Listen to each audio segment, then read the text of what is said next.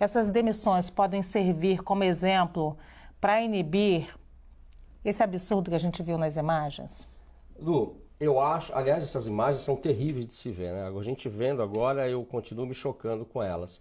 Sim, as demissões podem servir de inibição para conter outros comportamentos. Mas, evidentemente, e até já tivemos oportunidade aqui no grande debate de abordar esse assunto, não serão suficientes. Nós precisamos entender que há um sistema, um processo histórico de abordagens abusivas sobre certas camadas da população. Esse sistema vitima os próprios policiais. O Brasil é onde mais morrem policiais no mundo. Só que nós não resolveremos apenas com a demissão, com a sanção. Porque nós precisamos, mais uma vez, voltar ao mantra, ou seja, formação em direitos humanos. Enquanto nós não tivermos uma formação em direitos humanos adequada, e outras experiências de outros países que eu conheço bem têm uma formação sólida nesse sentido, nós não resolveremos o problema. Por quê? Porque quando um governo, como foi o governo Bolsonaro, que aparelhou as polícias, especialmente a PRF, o faz, ele encontra um terreno fértil já refratário à compreensão de qual é o papel da polícia ostensiva no Brasil.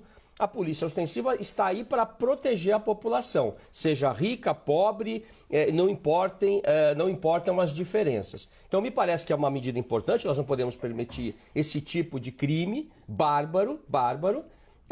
Entretanto, precisamos voltar à formação desses profissionais que, eu repito, na sua grande maioria, são bons profissionais que lidam com uma atividade absolutamente estressante, né? E que precisam ter mais atenção. Não só apenas na sua formação, mas também na sua própria proteção e, por via de consequência, na proteção à população. Clever. Olha, Luciana, meus caros colegas, se a gente olhar o que a Constituição fala da segurança pública, lá no artigo 5º, que inaugura os direitos e garantias fundamentais, está dizendo que a segurança pública é direito e garantia fundamental. A segurança pública, portanto, é indispensável, ela é braço do Estado e tanto do ponto de vista da União quanto do Estado-membro, ela serve para prestar um serviço indispensável ao cidadão. Eu prego que a segurança pública deve ser feita através de um trabalho profissional. Eu sempre reitero aqui quando venho e falo, cursos, de maneira intermitentes, realizados pela Polícia Rodoviária, pela Polícia Militar, pela Polícia Civil, constantes, para que o policial militar se aperfeiçoe e evite esse tipo de conduta que nós presenciamos. A polícia, seja preventiva ou judiciária, ela não se submete à ideologia temporária daquele que comanda o Estado. Sim. Ela presta um serviço não de governo, mas de Estado. Por isso que eu sempre falo, o policial militar o policial do modo geral, deve estar em constante aperfeiçoamento. Como nós resolvemos esse problema, esses erros, esses desacertos, essas injustiças ou essas ilegalidades? Aperfeiçoando o policial de maneira profissional, onde as escolas, dentro das instituições, digam, repitam, insistam aos seus policiais a operação padrão, a operação emergencial, a operação de emergência, o que deve ser feito e o que deve ser evitado. É óbvio, aquele que comete o erro deve ser responsabilizado por processo administrativo, assegurada a ampla defesa e o contraditório. Sim, a responsabilidade penal, se ocorreu crime, sim. Agora, o que a gente precisa fazer para evitar esse tipo de situação que tem se repetido, infelizmente, é o aprimoramento interno, ou seja, a autotutela da administração, das polícias civis e militares, com as suas especialidades, no seio da instituição, para que isso não mais ocorra. Muito bem, Alessandro. Olha, quanto à questão da demissão, óbvio, acho que é unânime aqui, serve como exemplo, serve como um parâmetro, tem que aplicar. Eu acho que é indefensável, praticamente indefensável o que eles fizeram. O processo administrativo durou pelo menos um ano, então provavelmente tiveram ampla defesa e contraditório e foram demitidos. Que sirva de exemplo e que talvez sirva de exemplo a outras instituições. Agora, tem um elemento estrutural. Policiais não caem do céu. Policiais vêm da sociedade.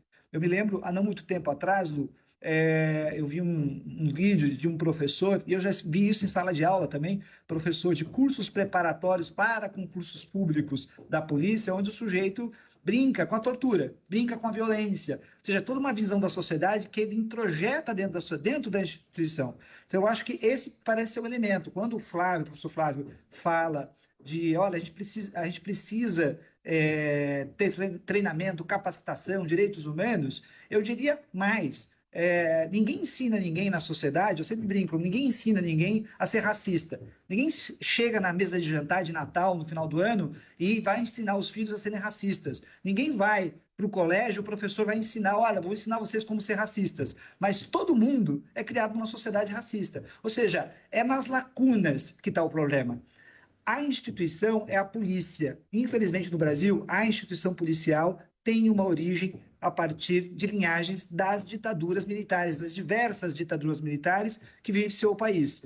Eu costumo dizer que as polícias no Brasil, infelizmente, não passaram por um processo de redemocratização, como foi o processo, pelo menos formal, de 1987 e 88. Falta muita coisa para ser redemocratizado no nosso país, e uma delas, eu diria, é a instituição policial.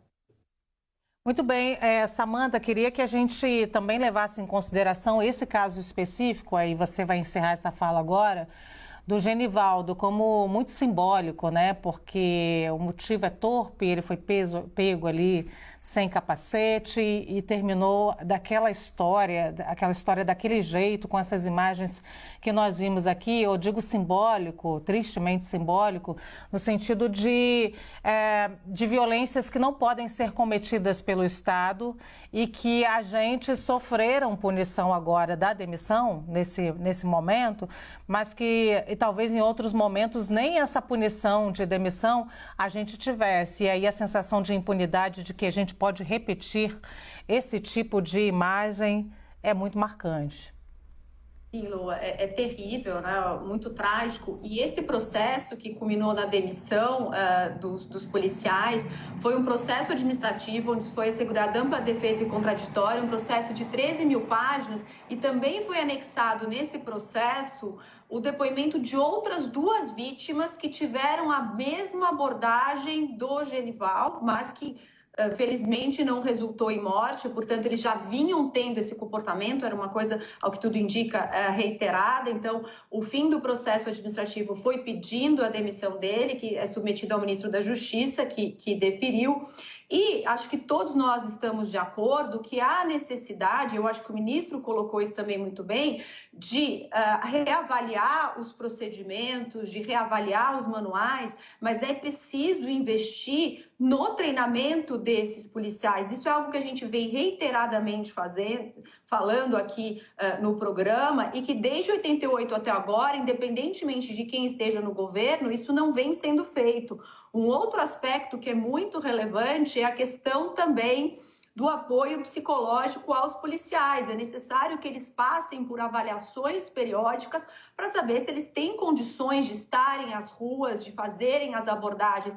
Isso é algo importante, porque como o Kleber colocou, o direito à segurança é um direito fundamental de todos nós. A gente quer uma polícia que nos aborde com dignidade, que nos respeite nos nossos direitos, como nós também queremos que os direitos deles sejam respeitados. Mas para isso a gente precisa de bons treinamentos, de avaliações periódicas do aspecto psicológico desses policiais, porque é a única maneira de todos nós estarmos seguros. Mas penso que essa demissão tem um efeito simbólico, não é? De que esses casos não passarão impunemente.